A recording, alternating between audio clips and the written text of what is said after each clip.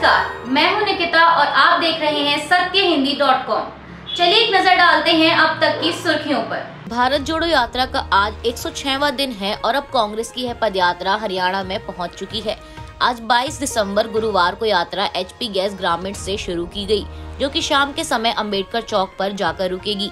साथ ही बता दें कि पार्टी महासचिव जयराम रमेश द्वारा ट्वीट कर दी गई जानकारी के अनुसार 24 दिसंबर की शाम भारत जोड़ो यात्रा दिल्ली पहुंचेगी और उसके बाद 9 दिन का ब्रेक होगा ताकि कंटेनरों की मरम्मत करके उत्तर में पड़ने वाली कठोर सर्दी के लिए उन्हें तैयार किया जा सके और साथ ही कई भारत यात्री लगभग 4 महीने बाद अपने परिवार के साथ समय बिता सके। जिसके बाद राहुल गांधी के नेतृत्व में चल रही कांग्रेस की यह पदयात्रा 3 जनवरी 2023 को फिर से शुरू होगी। कल बुधवार 21 दिसंबर को कांग्रेस की भारत जोड़ो यात्रा ने हरियाणा में प्रवेश कर लिया है और इस दौरान वहां एक समारोह में जनसभा को संबोधित करते हुए राहुल गांधी ने कहा, मैं खड़गे जी से कहना चाहता हूं कि जहां भी कांग्रेस की सरकार है और बनेगी, वहां के मंत्रियों के महीने में एक बार 15 किलोमीटर पैदल चलने के इस मॉडल को दोहराया जाना चाहिए। वहां के मंत्री, विधायक और पार्टी के नेता महीने में कम से कम एक दिन सड़क पर चलें।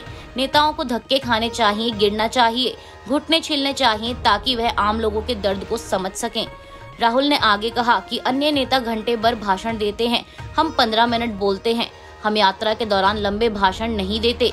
यात्रा सुबह 6 बजे शुरू होती है, हम 6 से 7 घंटे चलते हैं और फिर 15 मिनट तक भाषण देते हैं। आजकल नेताओं और जनता के बीच एक फासला है। नेताओं को लगता है कि जनता की बात सुनने की जरूरत नहीं है, बस घंटों लंबे लंबे भाषण देते हैं।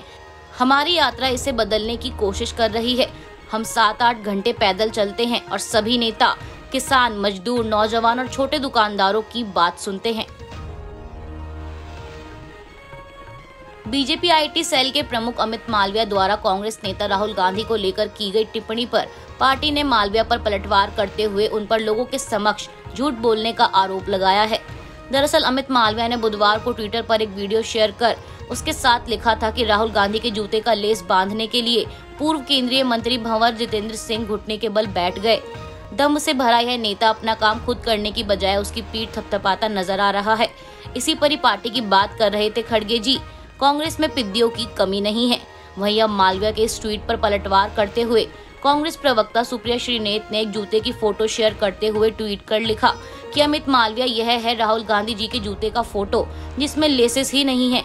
आप एक बार फिर झूठ बोलते हुए पकड़े गए हैं, क्योंकि आपको बीजेपी अध्यक्ष जेपी नड्डा और पीएम मोदी ने रोजाना झूठ बोलने के लिए अधिकृत किया है। आप तीनों को राहुल गांधी से माफी मांगनी चाहिए। झूठ बोलना बंद करिए। चीन के साथ साथ दुनिया भर के कई शहरों में एक बार फिर कोरोना वायरस अपना कहर बरपा रहा है। वहीं विशेषज्ञों का कहना है कि चीन में बढ़ते कोविड के मामलों का कारण है ओमिक्रॉन का नया सब वेरिएंट BF7, जो कि अब भारत में भी दस्तक दे चुका है।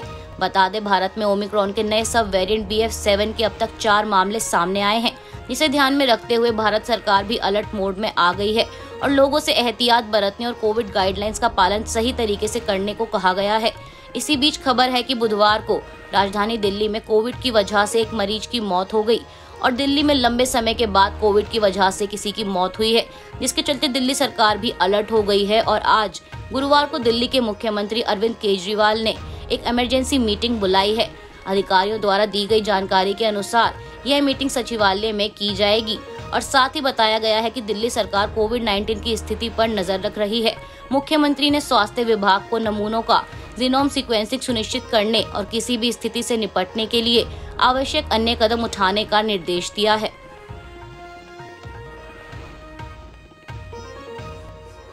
नशीले पदार्थों के खतरे और ड्रग्स तस्करी पर केंद्र ने क्या किया, इसे लेकर लोकसभा में जानकारी दे रहे केंद्रीय गृह मंत्री अमित शाह को टीएमसी सांसद सौगात राय द्वारा टोके जाने पर अमित शाह गुस्सा हो गए और इस दौरान उन्होंने सौगात राय से कहा कि दादा, आपको भाषण करना है तो मैं बैठ जाता हूँ, आप 10 मिनट बोलिए। इतने सीनियर सांसद होकर बीच में टोका टाकी करना ना ही आपकी उम्र के लिए अच्छा है और ना ही आपकी सीनियरिटी के लिए अच्छा है।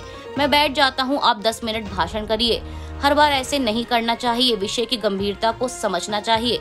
वहीं अमित शाह की इस बात पर सौगात राय ने उनसे सवाल करते हुए कहा, आप इतने क्रोधित क्यों हो रहे हैं? जिस पर शाह ने कहा कि क्रोधित नहीं हो रहा, कभी कभी बड़ों को भी समझाना पड़ता है। दिल्ली पुलिस ने मंगलवार को यूपीएससी की परीक्षा पास करने के लिए एक्स्ट्रा अटेम्प्ट की मांग करने वाले 40 उम्मीदवारों को गिरफ्तार कर लिया।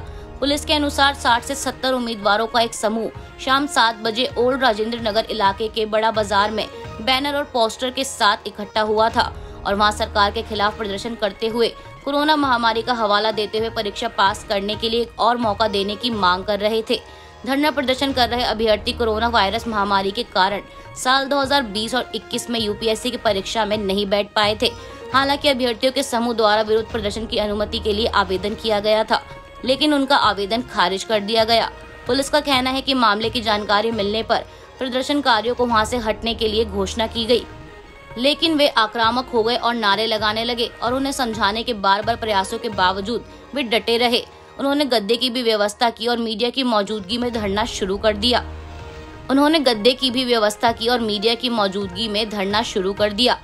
इसके बाद एक अतिरिक्त पुलिस दल को मौके पर बुलाया गया और महिलाओं सहित प्रदर्शनकारियों को बल का प्रयोग कर धरना स्थल से हटा दिया गया और साथ ही राजेंद्र नगर थाने में करीब 40 प्रदर्शनकारियों को हिरासत में लिया गया था, जिन्हें बाद में रिहा कर दिया गया। भारतीय क्रिकेट टीम के ऑलराउंडर खिलाड़ी हार्दिक पांड्या को बीसीसीआई ने प्रमोट कर दिया है और इसी के साथ उन्हें सीधा सी ग्रेड से ए ग्रेड में शामिल कर दिया गया है। बता दें, हार्दिक पांड्या को इसी साल डिमोट किया गया था, लेकिन अब 2023 के लिए उन्हें प्रमोट किया गया है। इसके साथ ही पांड्या को भारत की T20 टीम की कैप्टेंसी भी सौंपी गई थी। उन्होंने इस साल के अपने परफॉर्मेंस से सभी को प्रभावित किया है, जिसके चलते बीसीसीआई ने हार्दिक पांड्या के ग्रेड को बढ़ा दिया है। अभी के लिए बस इतना ही। बाकी की खबरों के लिए जुड़े रहिए सत्यहिंदी.com के साथ।